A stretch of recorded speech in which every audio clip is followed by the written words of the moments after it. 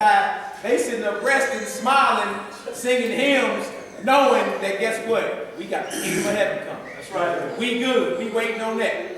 Again, it's like getting locked up for traffic tickets or murder one. Right? We want to be traffic tickets. I'm getting out of here. Right, y'all. They show you because the Most High says it's going to be without excuse. He set up these kingdoms to show you what's coming.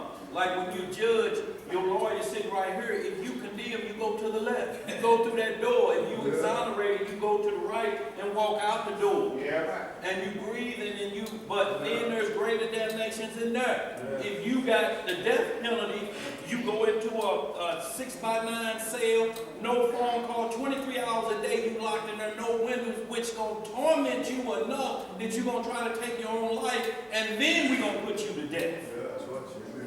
When your day comes, after all that pain, that's why a lot of them say, a lot of them, you know, man, kill me now.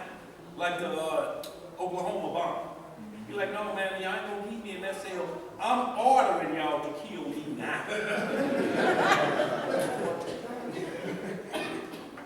Come on, brother. This place is what? This place we call the bosom of Abraham. We just read that, Luke 16. Right, I just get into more detail. All right, the bosom of Abraham, where the righteous are going to dwell, knowing that they get paid off of the kingdom of heaven when the resurrection of life comes. All right, come on, bro. Line 4. Yeah. But as to the unjust, oh, here come the rich man. The unjust, come on. But as to the unjust, they are dragged by force to the left hand by the angels allotted for punishment. See, they drag. The righteous were guided to the right. The wicked are dragged to the left. And it say under the angels that are appointed for punishment. You got angels of God that's going to be handling punishments. Hey, bro, you remember on Ghost when they yes, sir. Yes. Shadows coming to Yeah. Look, y'all, and that's the consciousness he's talking about. When you in your sleep, you are basically unconscious, living your life unconscious. And that unconscious realm is so powerful that you can actually have intercourse in that unconscious realm. And there's no physical power going on, so to speak. And things happen that you can dream and you can make things happen in that conscious world. And if Satan can get you to explode in your sleep, that's where we get the term wet dream from. You ain't going to work just under them sheets. You laying flat on your back. And your mind is so powerful in the wickedness of whatever you lusting after that you will go in your shorts. Show you how powerful the mind is. Right? There's still a level of consciousness after you die. Here we all the time when you sleep. Right. Anybody that's been in a coma, they tell you, I heard everything the doctor said. Right. I heard what you told Big Mama about me too. Y'all thought I was on my way out, but I heard you. When they wake back up and then they find out 5 years can pass by. Come on, brother, let's get it. Line 4 again. Yeah. But as to the unjust, they are dragged by force to the left hand by the angels allotted for punishment. No longer going with a good will, but as prisoners driven by violence, to whom are sent the angels appointed over them to reproach them and threaten them with their terrible looks, and to thrust them still downwards. Now those angels that are set over these souls drag them into a neighborhood of hell itself, who, when they are hard by it, continually hear the noise of it, and do not stand clear of the hot vapor itself.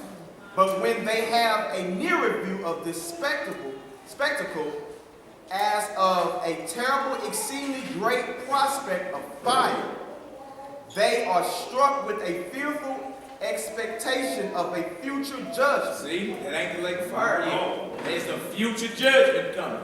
So if you are resting, if you want to call it resting, if you were the wicked after you die, you already know you got the lake of fire coming. You already know. Come on, brother. And angels gonna be beating you down, throwing you down. And they gotta look hideous because they say a fearful look at it like, whoa, hold on. Showing you angels ain't Man, little hearts.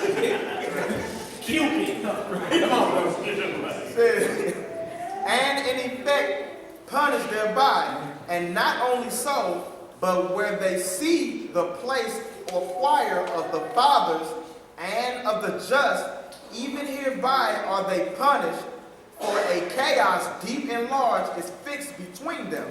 We read that in Luke 16. A gulf was between the rich man and Lazarus. Yeah. You see that? Gulf was between them. They call it chaos on earth. Come on, brother. Inasmuch that a just man that have compassion upon them cannot be omitted, nor can one that is unjust, if he were bold enough to attempt it, to pass over it. See, we read that in Luke 16. Same thing. There's a great gulf between them. Line number, Go ahead, brother. Go ahead. line number 5. This is a discourse concerning Hades, wherein the souls of all men are confined until a proper season, which God hath determined, when he will make a resurrection of all men. No, reincarnation. When he will make a resurrection of all Did we men. read about the resurrection earlier? The resurrection of the just and the unjust, life and damnation. That brother's saying the same thing. And that ain't even the Bible. Come on, brother. When he will make a resurrection of all men from the dead, not procuring a transmigration of souls from one body to another. So no reincarnation, no transmigration of souls from one body to another. Oh, You see that? Josephus even knew that. You got brothers that actually out there teaching reincarnation. Israelites. The brother that was a scholar who had your history translated knew better. Like, no, it ain't no transmigration of souls from one body to another. Come on, brother. But raising again those very bodies, Knows what? those very bodies, Uh-huh. which you Greeks seem to be dissolved, not to believe their resurrection, but learn not to disbelieve it. For while you believe that the soul is created, and yet it is made immortal by God, according to the doctrine of Plato. He said even Plato, y'all little philosopher. He even says that the soul is immortal. He's arguing with Greeks. This is what the brother is doing. He has a discourse with the Greeks on what happened after you died. Come on, bro. And this in time be not incredulous, Incredulous. but believe that God is able, when he have raised to life that body which was made a compound of the same elements, to make it immortal, Make it what? to make it The immortal. Lord can make the body immortal. Come on. For it must never be said of God that he is able to do some things and unable to do others. See? Even if you're talking about cremation or whatever, the Lord is resurrecting those that are his. He resurrected those that ain't his too. That's right. You can never say of God, oh, that's impossible. That's Luke 1:37. Ain't nothing impossible for the Lord. All right, come on, bro. We have therefore believed that the body will be raised again. But although it be dissolved, it is not perished. Although it's turned to dust or ashes, it is not perished. Come on. For the earth received its remains and preserves them. And while they are like seed and are mixed among the more fruitful soil, they flourish, and what is sown is indeed sown bare grain.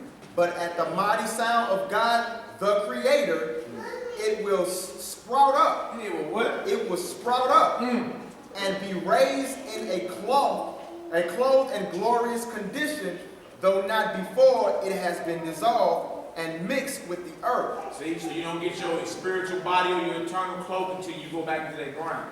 Until it's been mixed with the earth. Then he resurrects. It's just like dropping a seed in the ground and fruit come out. That's right. A plant garden. You got something, brother? I was gonna say, so it seemed like that was in Greece, right? He was arguing with Greeks. Arguing with Yeah. Greeks. I remember when I was a kid in that movie Hercules, Hades, It's a God. when Yeah. you was reading it, there was a place, when he was reading, when Jude was reading it, it sounded like what they showed it was the Yeah. right place. Yeah, it was just like the one too. Yeah, what they call the underworld. Right. Yeah. You see that? Now, talk about this. You hear about all these little Greek gods, mythology, and all that. You just write it off. Oh, that was all fake. They didn't mean that. Right. Right. But it goes back. All that goes back to Enoch. That's You right. feel me? When all them angels fell and met up on the mount, Greek mythology, all the angels meet on a mount, Mount Olympus. But it was Mount Hermon during the days of Enoch. That's right. Right? And then they all got their commission from there and started doing certain things. And they were worshipped and reverenced as gods in the earth. That's right. Started mating with human women. Yeah. And if y'all look at the movie, the Paramount, when you see the stars fall and land on that mount, that's the mount where they came from. Those are the fallen stars coming down to Paramount, or that mountain, Mount Hermon, wherever it was that those fallen angels fell from. And if you look at the new version of it, it's even more wicked. They've been updated. Yes, sir. Let's get it. Continuation of line 5. Hold it down, y'all. We ain't got long. So that we have not rashly believed the resurrection of the body, for although it be dissolved for a time on account of the original transgression, On account of what? or on the account of the original transgression, it exists still and is cast into the earth as into a potter's furnace, in order to be formed again. In order to what? In order to be formed You again. die in order for your body to be formed again and given that eternal cloak. That's right.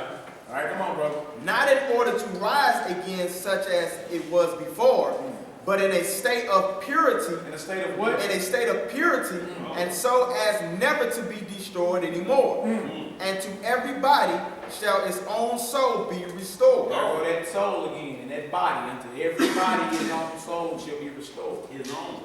Souls are kept in custody, either in Abraham's bosom or what they would call Hades. That's right. You feel me? Until this resurrection time. Come on, brother. And when it hath clothed itself with that body, it will not be subject to misery.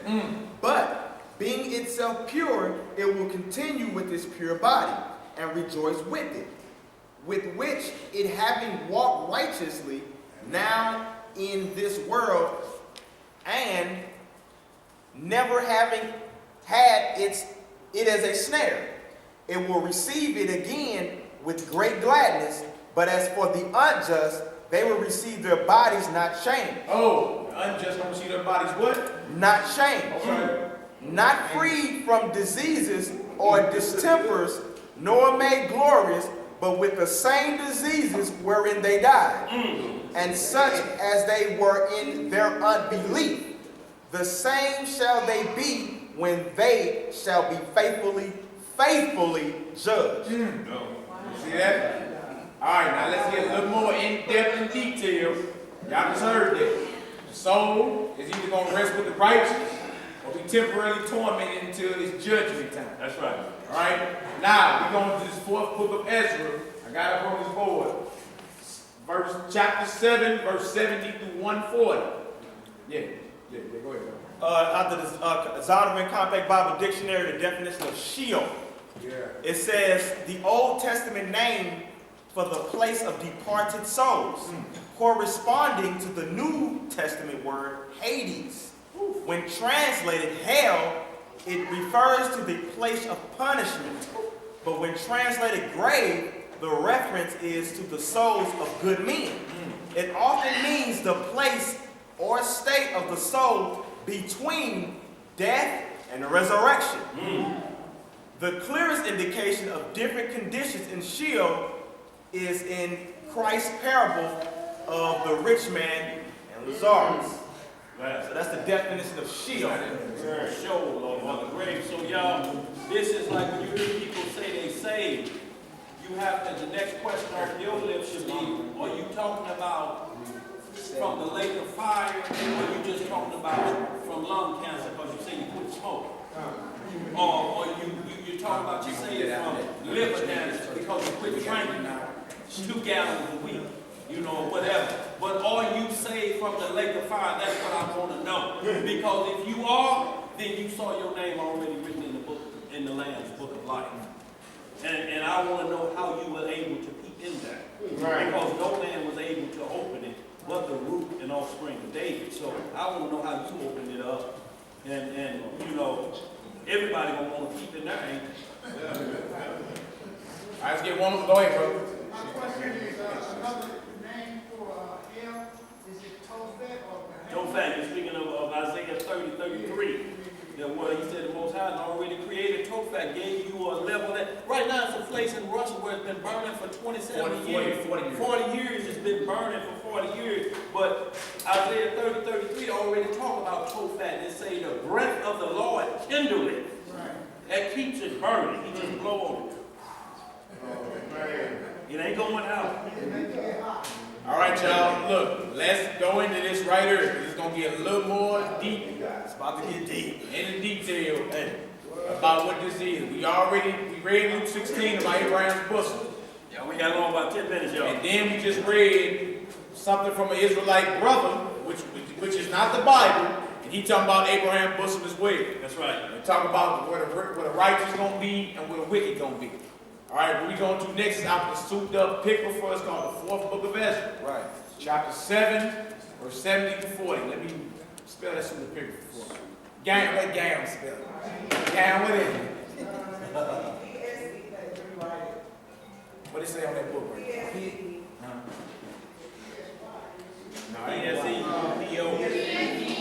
No, hold on, one at a time. Who gonna speak?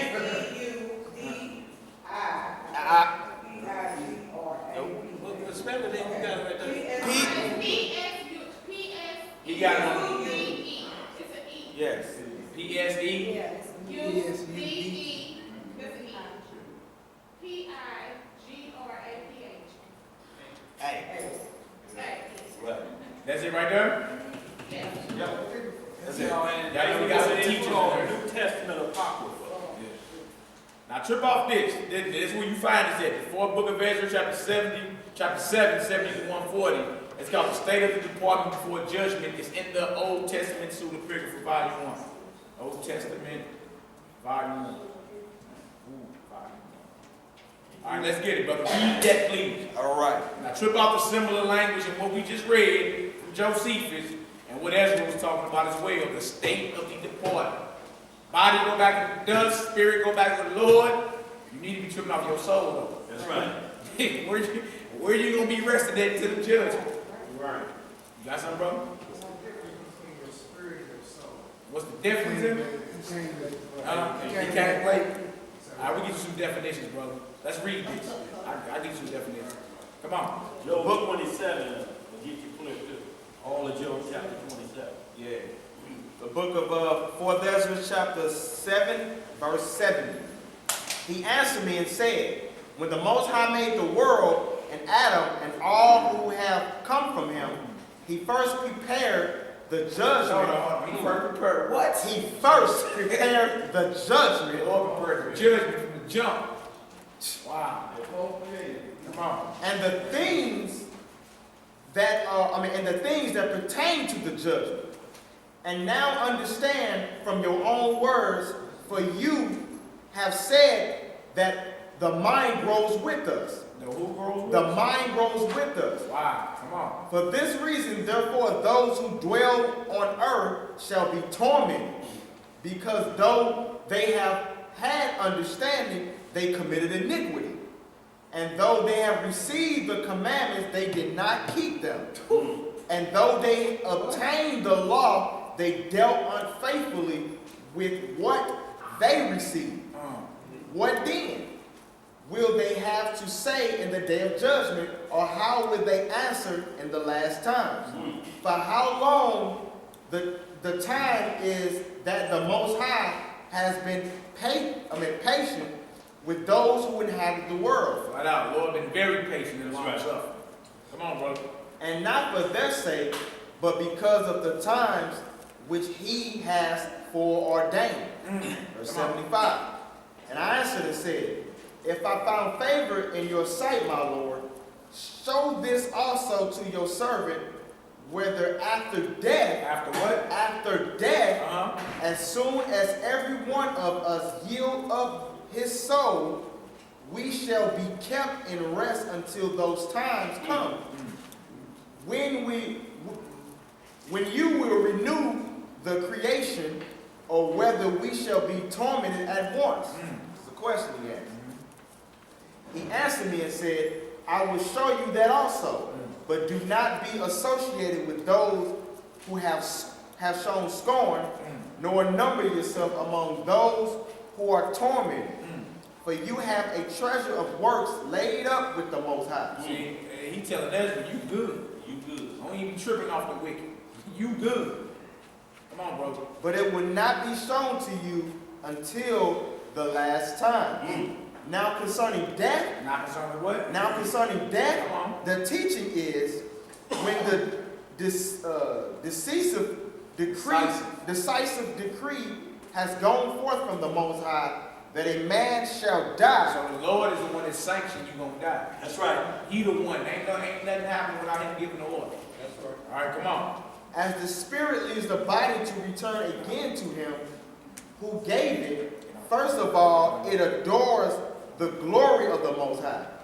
And if it is one of those who have shown scorn and have not kept the way of the Most High, and who will have despised his law, and who have hated those who fear God, such spirits shall not enter into habitations, but shall immediately wander about in torments, ever grieving and sad in 7 ways. And how many ways? In 7 ways. Trip off each way you gotta go through because you've been wicked. So remember, it said 7 ways. Come on. The first way, because they have scorned the law of the Most High. The second way, because they cannot now make a good repentance that they may live. Too late. You get that ghost legs and rock. No mask for you. Yeah. No mask for you. Yeah. Come on, brother. The third way, they shall see the reward laid up for those who have trusted the covenants of the Most High. Like with the rich man and Lazarus, you can see. Right. You can see, like, dang, I could have had that. that's torment for you. Come on, brother. The fourth way, they shall consider the torment laid up for themselves in the last days. See, showing you the lake of fire, that ain't eternal judgment. This is what's going to happen to you after you die. Come on. The fifth way, they shall see how the habitations of others are guided by angels in profound quiet. The sixth way, they shall see how some of them will pass over into torments. The seventh way, which is worse. Which is what? Which is worse Wow. Come on. than all the ways that have been mentioned, because they shall utterly waste away in confusion and be consumed with shame, and shall wither with fear at seeing the glory of the Most High, before whom they sinned while they were alive, Wow. and before whom they are to be judged in the last times. Verse 88. Now this is the order of those who kept the ways of the Most High. Okay, so we got the wicked, right? Now here the order for those that were standing up. There is a reward for you if you've been standing up for the Lord. There's a reward coming for you. That also explains when Christ said, what is the greater damnation? So what can be worse already? Number 7. That's the greater Yeah, damnation. which is worse than all that has been mentioned. Come on, brother. I'm going to say it again. Now this is the order of those who have kept the ways of the Most High, when they shall be separated from their mortal body. During the time that they lived in it, they laboriously served the Most High, and withstood danger every honor, that they may keep the law of the lawgiver perfectly. Now, you got people telling you you ain't got to keep the commandments of God. You gonna believe that? It said these people are gonna be wrestling with the righteous, labor day in and day out to do what thus saith the Lord. It gets dangerous. Because in the Christian church, they keep the law done away with. Withstood danger and all that. Yeah. Says, Hazarded their lives, like Paul was talking about in Acts. Meaning they hazarded their lives for the truth. That's Laid right. their neck on the line for it. Come on, bro. therefore, this is the teaching concerning them. First of all, they shall see what great joy the glory of him who receives them. For they shall have rest in 7 orders. Okay. The first order, because they have striven with great effort to overcome the evil thought which was formed with them. See? Yeah. They was banging with them thoughts. And what was it? It was formed with them. See, that's Psalm Shaping 51 again, shaping with iniquity. You know, that thought came with you. with your makeup because of what Adam did. That don't make you born a sinner, though. Right. So it said they was fighting against that. You know what I'm saying? How you gonna be fighting against your thought? We about the wicked stuff that hit your mind every day. Oh. Right? And now I trip out how much of that stuff you entertain. You feel me? And then trip out how much you actually review it. That's right. You be like, boy, I ain't been reviewing nothing. It's straight entertainment. Oh, what you had over there? Entertainment is madness. Okay. It says the first order, because they have striving with great effort to overcome the evil thought which was formed with them, that it might not lead them astray from life unto death. Yeah. The second order, because they see the perplexity in which the souls of the ungodly wander, and the punishment that waits them. See? Come on. So you can see what's going on. There's some level of consciousness after you die. Come on, bro. The third order, they see the witness which he who formed them bears concerning them, that while they were alive, they kept the law which was given them in trust.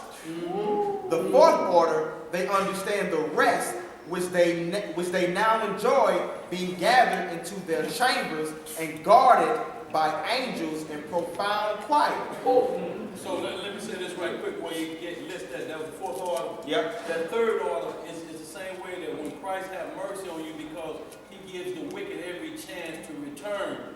It's like when you almost drown, or when people say they had a near-death experience, the first thing they remember is all the wicked stuff. You don't see when you graduated. You don't see helping Big Mama get the groceries in. You see when I was still in that car. You see when I was taking them hood caps off, and you see when I was crawling through that window. That's what you see, and then you thrust back into this world to get it right. But what do? Going back. The dog returned into his mouth. Again, the fourth order, they understood the rest which they now enjoy, being gathered into their chambers and guarded by angels in profound quiet, and the glory which awaits them in the last days. The fifth order, they rejoice that they have now escaped what is mortal, and shall inherit what is to come. And besides, they see the straits and toil from which they have been delivered, and the spacious liberty which they are to receive and enjoy in immorality. The sixth order, when it is shown to them how their face is to shine like the sun, and how they are to be made like the light of the stars, being incorruptible from then on. The seventh order, which is greater than all that have been mentioned, because they shall rejoice with boldness. They shall rejoice with boldness, and shall be confined without confusion, and shall be glad without fear, for they hasten to behold the face of him whom they serve in life, and from whom they are to receive their reward when glorified. This is the order of the souls of the righteous. Souls. Come on. And henceforth it is announced. And the aforesaid are the ways of torment which those who would not give heed shall suffer hereafter. And I answered and said, will time therefore be given to the souls after they have been separated from the bodies to see what you have described to me? He said, will it be some time? What's up, bro? What's going on? Come on, bro. He said to me, they shall have freedom for 7 days, so that during these 7 days they may see the things of which you have been told, and after it they shall be gathered in their habitations. Verse 102, and I answered and said, if I have found favor in your sight, show further to me your servant, whether on the day of judgment the righteous will be able to intercede for the ungodly, or to entreat the Most High for them. See? You're like, well, what about the righteous? Will the righteous be able to say, Lord, hey, I mean, know he tripped. You know, look out for little boats in them. Right. Lord, I know he tripped, but the question is, will the righteous be able to intercede for the wicked on the day of judgment that he is? And we got Abraham praying for Sodom and Gomorrah. We talking about on the day of judgment. Will the righteous be able to pray for the wicked? That's right. This verse shaking his head like it ain't happening. Come on, brother. All right, it says, fathers for sons, or sons for parents, brothers for brothers, relatives for their